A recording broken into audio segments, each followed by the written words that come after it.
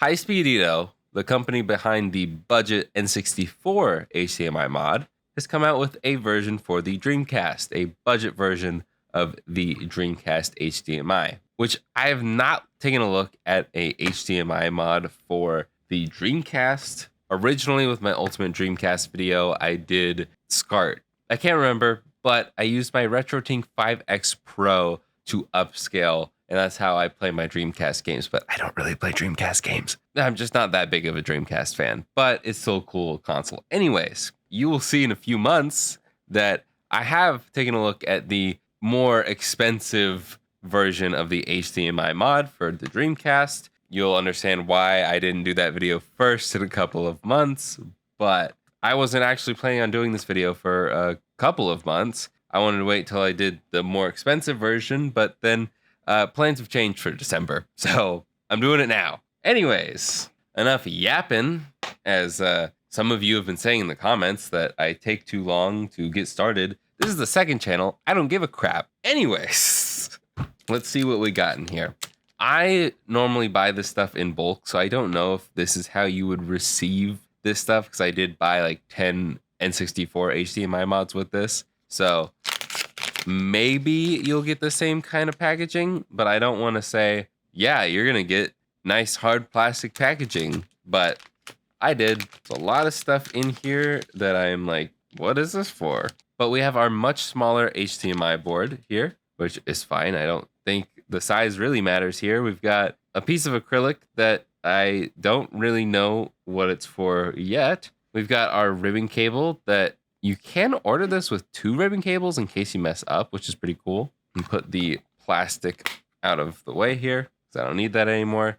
You do have your mini HDMI adapter, because for some reason, majority of these HDMI mods are not full-size HDMI. I get it. You have to pack it in here. It's tight. Mini's easier to put into smaller spaces. I get it. We've got some double-sided tape, I'm assuming, to stick this board down to the shell or the metal or whatever. We've got 1 strip of Kapton tape. No instructions as per usual. If we want to know how to install it, we got to go back to the listing. I bought this on AliExpress for, I believe, only $40. I am sure the retailers will have it for $50 if it's anything like the N64 HDMI mod from High-Speed Edo. Yeah, $39.10 was my total. I don't know why I got it 80 cents off, but thank you. So the HDMI will go right below the vent hole there. We can look through the OS later. Does not matter right now. This install works for the VA0 motherboard. Really hoping this is a VA0 motherboard. If not, don't know what I'm going to do for December. I guess let's just tear it apart and get to it. First things first, let's disassemble this bad boy. I'm not going to be swapping the shell, and I'm not going to be doing any other mods because I've already done the SD card mod to this one. I did that 2 years ago, maybe 3 years ago now. It's been a while. But we can go ahead and pop. Oh my goodness. We could pop. There we go. The Ethernet jack out. I feel like I should have screws in there, and I don't. I don't know what I did. This was a long time ago. But we have 1, 2, 3, 4 Phillips heads to take care of here. And then from there, we should be able to flip it over, lift up, and boom. Now, if you are starting with a stock Dreamcast, this will look slightly different to you. That's all right. There's just going to be like a few more screws that you have to take care of. But generally, you just got to remove all of the screws. And I believe they're all Phillips head. And the only difference is these two have a slightly smaller screw head. We'll start with those. It's just for the fan here. So we've got 1 and 2 for that fan. I'm going to put those off to the side because we know that those aren't for anything but the fan. And then I'm just going to take out all of the screws I see. We got 1, 2, 3, 4 here. We got 2 there. We got 1 here at the top of the power board. And then there's another one over here at the bottom. Those are the only 2 for the power board. And then we've got 2 back here, 1 right here, and I've got 1 right here, and then 1 right here. Is that confusing? I'm sure it is, but I'm literally just taking all of these out. Taking the controller ports in and out is kind of a pain in the butt, but you can eventually get it out. I like to leave these 4 screws in there just because they kind of rest in that port. This doesn't come out until after we remove the shielding for the motherboard. So you got to leave this in, but you have to remove the plastic for the ports out of this plastic for the ports. Not confusing at all. We can take these two out very carefully. Try not to touch any of the components on the power board. This power board could kill you if you press it wrong. So I even like to turn it on for a second, let it drain its juices, obviously not plugged into the wall still, and then you can turn it off. It's not really gonna matter, but in theory, it makes it a little safer. Do I know if it actually makes it a little safer? I don't know. But from here, just by touching the side of the board, we are going to have to lift it out of these pins here. So we can get underneath there and we can pull this clip back and we can hopefully push up, but it's not really wanting to cooperate. So still pulling this piece of plastic back, I'm gonna lift up from here. That's gonna loosen it a little bit more there. And hopefully we can wiggle this power board safely out of its position here. This one, for whatever reason, is being extremely stubborn. Oh, there we go, wiggling it side to side, maybe. There we go. And now our power board is out. From here, we've got a lot more screws that are exposed. So I'm just gonna remove all of those now. And then now I should be able to remove my GDEMU. You can remove your disk drive. I don't know if that's actually screwed down. I don't remember. But then that'll expose this last screw here. Then we can just take all of these screws out. There are still a few small differences between these different screws that we're taking out. So hopefully you're organizing them in a way that you'll remember how to put them back in later. That is one of the tougher parts, believe it or not. But from here, we should be able to lift all of the motherboard out, but we're gonna go layer by layer and remove the metal shielding first. This is a VA1 board, as indicated by this down here. We'll have to lift up from this side and pop the ports out of the holes of the shell. These ports back here are very snug in there. And boom. So we're gonna get this out here. And they're trimming it right here, which is 1, 2, 3. 3 slots in from the side here. So 1, 2, 3, right here. And I will try to link this print down below. If you have a 3D printer, this is a drill guide for HDMI mods on the Dreamcast. This drill guide will allow me to more easily make a hole for the HDMI. So I'm gonna take my drill bit. I believe they recommend a drill bit smaller, just slightly smaller than the one I have. This one's 3/32, but I did it slightly bigger with this one and it was fine the first time. So I'm not too worried about it. So I'm just gonna reuse this bit. And the way you're gonna do it, you're gonna take it, don't put your finger on the other end of the hole. Mine is clear and safe. I'm just going to take it and drill, baby, drill. And this happened last time. It got stuck in this port here, but it's fine. It's worth it because in the end, it means less shaving down. Then we move on to the next hole and drill, baby, drill. There we go. And then we take it once we've drilled those 3 holes, flip her over, and then drill these 2 holes. So I'm gonna clear the plastic out of there. Maybe it'll be easier to pull it back out. Probably not. And last hole, sick. Then I'm just gonna take this and try and clean up a little bit. Just make that hole a little easier. Then I'll get my files out in just a moment. I'm gonna clean up these bigger shavings real quick though. And then I'm just going to sand this down, make the hole a little better for mini HDMI. And I do that by finding where the heck I put the HDMI board over here. And then I take the HDMI port and see that it is not lined up whatsoever. There's actually a piece of plastic right there. Oh boy. So I'm guessing I need to just trim that post off and it doesn't tell me that. That's fine. I've got flush cutters. So I'm gonna snip this off and we're gonna make this work. So it definitely needs to be bigger all around, but generally that's a decent little shape. So what I'm gonna do is I'm gonna sand this side down and I'm gonna go like corner to corner and trying to make it even all the way around. Then I'm just gonna keep putting the HDMI port up there until it feels like it fits. I could even take the adapter out of its bag and see if it fits in there. And it doesn't. I could like force it in there, but it still needs to be bigger on the right side. So that's what we'll do. I'm just going to keep doing this off camera because the camera's about to cut off on me. So enjoy my phone view for the rest of this. The next order of business is to take this really dusty piece, pretend that we're putting it back down just for a moment, and see that this piece right here is in our way. And what are we going to do? We're going to rip it off. Not as cool as the Extreme Makeover Home Edition, but what I like to do is do a little snip with my flush cutters. If you don't have flush cutters, it's fine. You can use like pliers.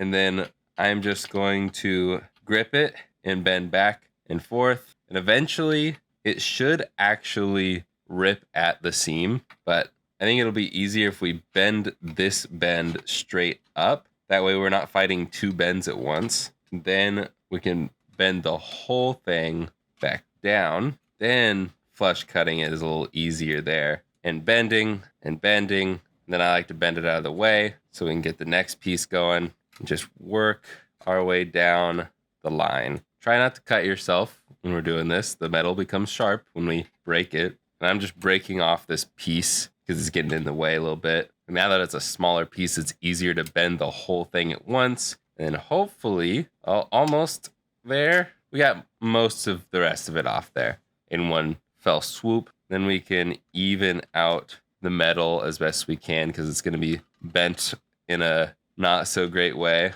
Guess you could take a hammer to flatten it out if you wanted to, but I'm just trying to bend it back as best I can. And from here, we can get our bottom shell back out, put this piece back down, and see that it is now out of our way. The metal is bent up a little bit, so I'm just going to try and flatten it a little bit more. Be very careful still with touching that area. And if we put our board up there, if you have very tight tolerances with the hole you made, you can stick the adapter in and then plug in your HDMI port. And then you'll see that, yes, we have enough room. And I'm realizing now that I don't actually have enough space. You do need to have the port, this port on this board actually stick through the hole because it is not getting enough of a click in there to lock in. So I am going to have to open that up a little bit more.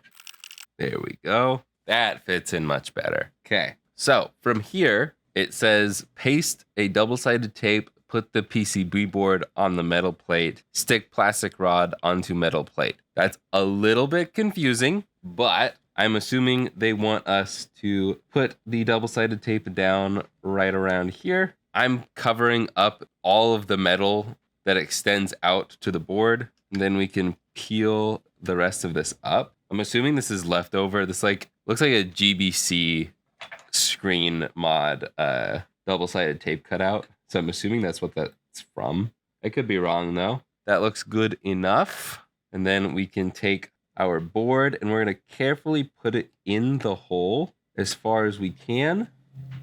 And then I'm going to stick the HDMI adapter in there. Make sure it's all the way in. And then keep pushing all the way up against this plastic wall as we stick the board down. Then we're going to put some pressure on the board and also stick the acrylic rod down behind the board. And then we should be able to push the HDMI adapter in and out pretty easily. Check our work here. Could be a better cutout for sure, but if it works, it works. And this, it works. So now that we've got that down, we can put this off to the side because we're done with that. We can get the motherboard out and then we can finally do the soldering, the hard part.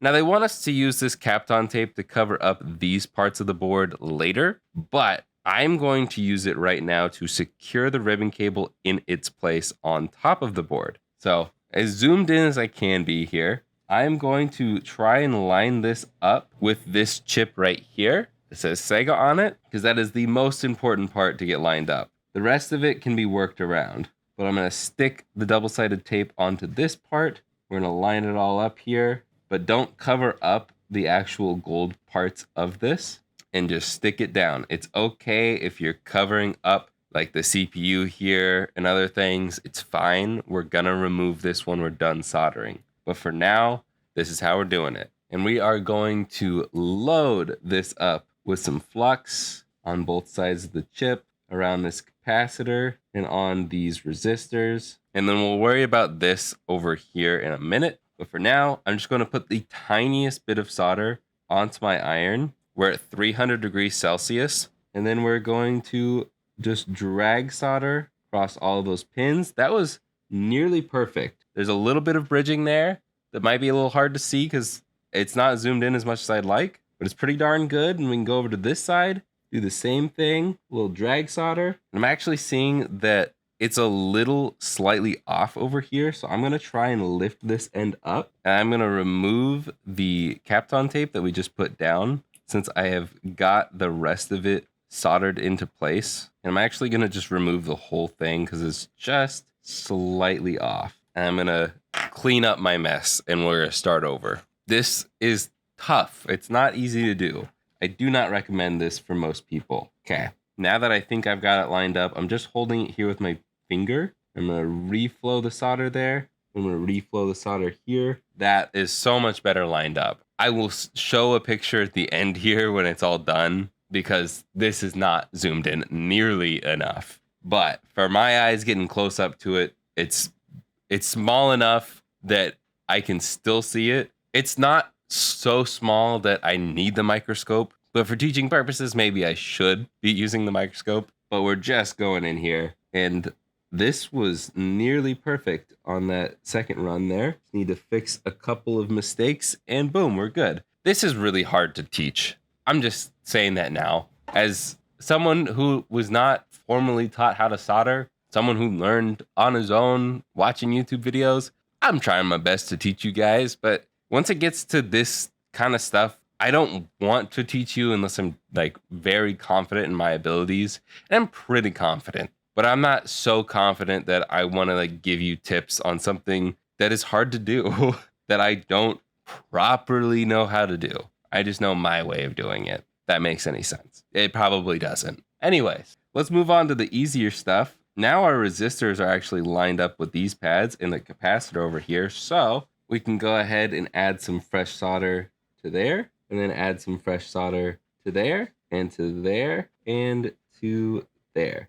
Some nice globs of solder over there. I'm gonna clean my iron because there's too much solder on it. And then we can look over to this corner here, look to see that it's lined up, and it's almost lined up. So I'm gonna do kind of what I did on my second try over here is I'm gonna put the flux down on all those gold pads. I'm going to put a little bit of solder on my tip since there's no solder on these pads quite yet. I'm going to hold it down with my tweezers, and then I'm going to make sure it's lined up, holding it down into place. It's slightly crooked, but these pins are big enough that I'm not bridging super easily, so I think it's fine. And we can get that last end. And everything looks peachy keen. I think I could stand to put a little bit of extra solder on these. Cool.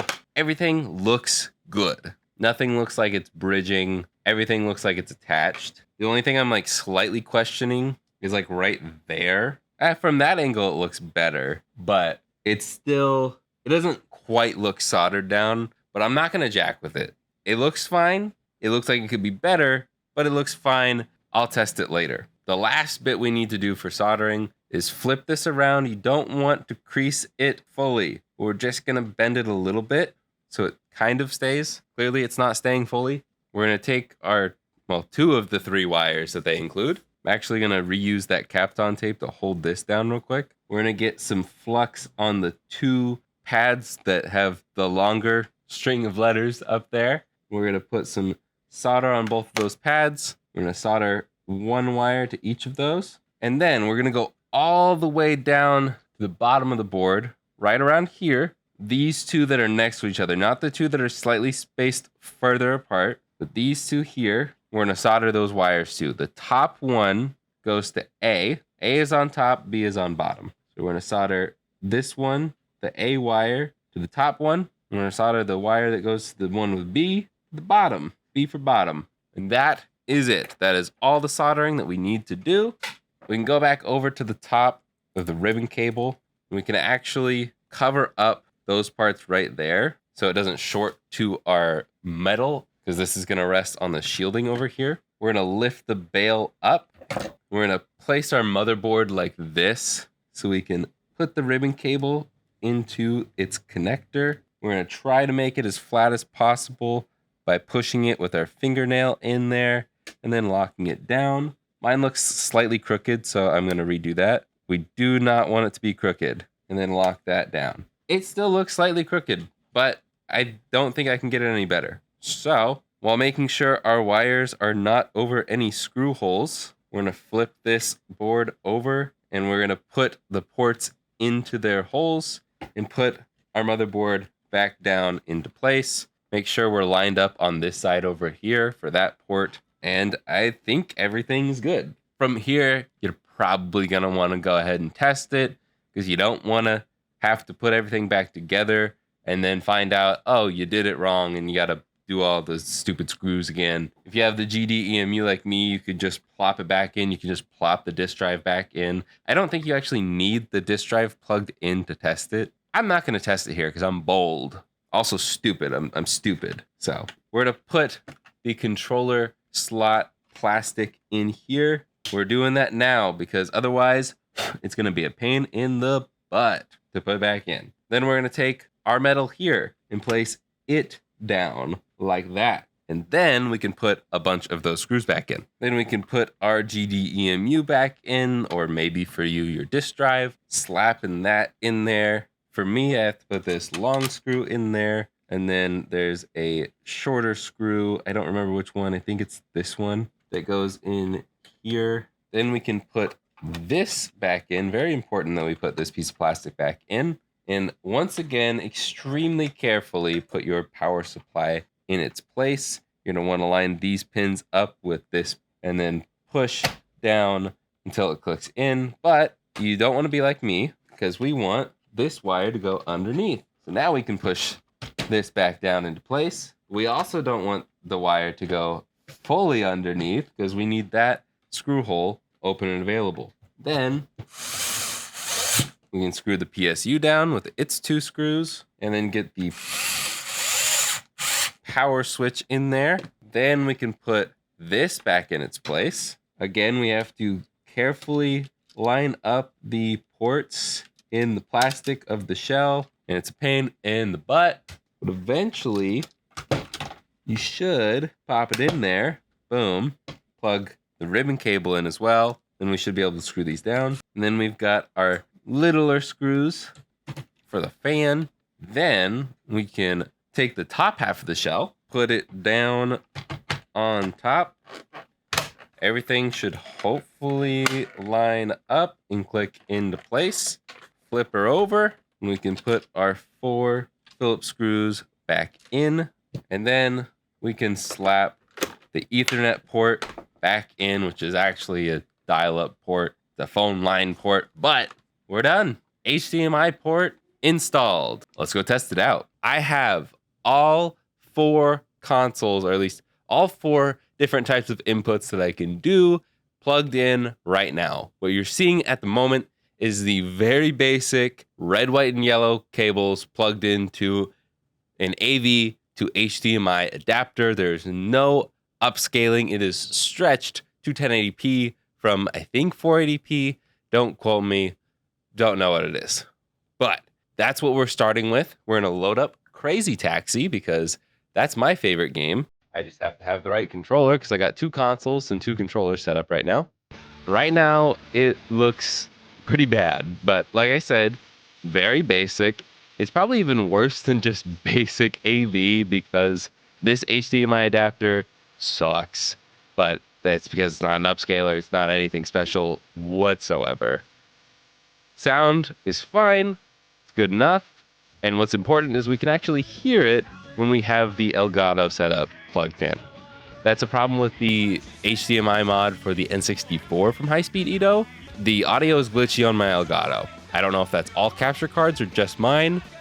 I don't know if it's all Elgato ones or just mine, but obviously through the AV setup, it's fine. It should be fine. Honestly, I'm not even gonna play the game. I'm just gonna show the start screen and show the intro boot, and then we're gonna swap over to the budget HDMI. Still don't have the setup quite figured out, but From here to access the HDMI menu, you press and hold Start A and B for a quick second. Let's try that again now that we're not in the menu. And there's 3 different aspect ratios. There's the 4:3. There's the 16:9 that best fits my TV, but it does have a little bit of black borders if you look at the Elgato. And then this fills up the Elgato, but it does have a little bit of pieces of it cut off on the edges on my TV. So I'm going to put it back to 2. And unfortunately, it has the same audio issue with the Elgato. On my TV, it's totally fine. I can hear it perfectly fine on my TV. But on the capture card, it's really bad. Let's just say that. And I'll just let it do its thing playing through here. Actually, I am going to go back into the mod menu. There is no way to change the scaling preset, but it's still going to be a higher resolution and just overall better looking than the AV solution. It's a lot better. It looks very good in my opinion, but it is honestly a huge downside that if you want to stream with this, you can't. And for some reason, I'm having an issue trying to output AV and the HDMI at the same time on the Dreamcast. So you can't like take audio from AV and then use the HDMI's like visual for a stream. You're just kind of stuck. I mean, you might be able to just get the audio from the AV part, but nothing pops up when I have AV and HDMI plugged in at the same time. So if you're wanting to stream with this guy, it's probably not going to happen unless you're fine with no audio. It still looks great and it sounds great coming out of your TV. I guess if you have like a TV monitor setup that you can get the audio from the screen output instead of the like an Elgato or something, maybe that'll work. I don't know, but that kind of sucks. So now from here, we're going to go to my RetroTink 5X Pro. This will upscale and output at 1080p. And now here we are in the RetroTink 5X Pro setup. It is at a 4:3 aspect ratio. So I'm going to try and fix that real quick. So now we're all even. We'll go back into Crazy Taxi here. And I don't really want to like say my opinions because I don't want to sway your opinions. I guess I'll say at the end what I think is the best. But hey, we have audio again. Look at that. And this looks phenomenal as well. It's almost like it's doing upscaling to 1080p.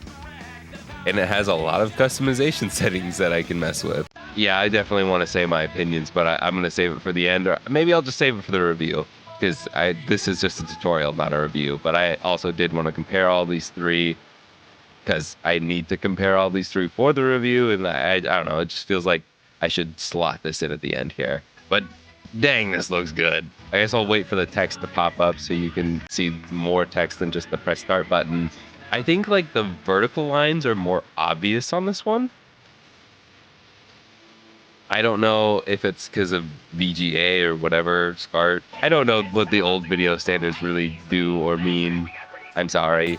I just know what looks good and what looks not good or not as good. I do have to say, Crazy Taxi looks better on the Dreamcast than it does on the GameCube. Now we're going to move into the more expensive HDMI mod and see if it's any better than the rest.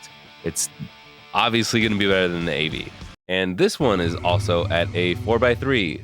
And also, it's really freaking yellow. As you can see, this is white text to me, but what is that? We'll load up Crazy Taxi and see if it looks any more yellow in game. But the Dreamcast boot looks a lot more yellow. And it's not my TV, it's not the Elgato. You just saw all of that. You can see it's white here. And then this looks decent. We're in Japanese because this is a Japanese console. But okay, that's super white. So that's very weird. That's more yellow than what we've been seeing. This is just straight yellow. But we can hear the audio perfect and clear. It's actually quite a bit louder. I feel like the shadows are darker on this one. Things do look a lot more crisp. I'm interested to see what the text looks like when it pops up again. But I don't know, is it just me, or does this look more yellow? I'm gonna put up all 4 of the signals and I'll label them. But right now, with only looking at this HDMI mod, the more expensive one, it looks more yellow based off of memory of seeing the last 3 different types of HDMI inputs. Like these colors just look different. And I feel like the text looks a little bit crisper than the retro team, but it's really hard to tell. I don't know. It's very hard to tell. Will play all of this one more time with all 4 up at the same time, that whole intro sequence, and then you can let me know in the comments down below what you think looks best.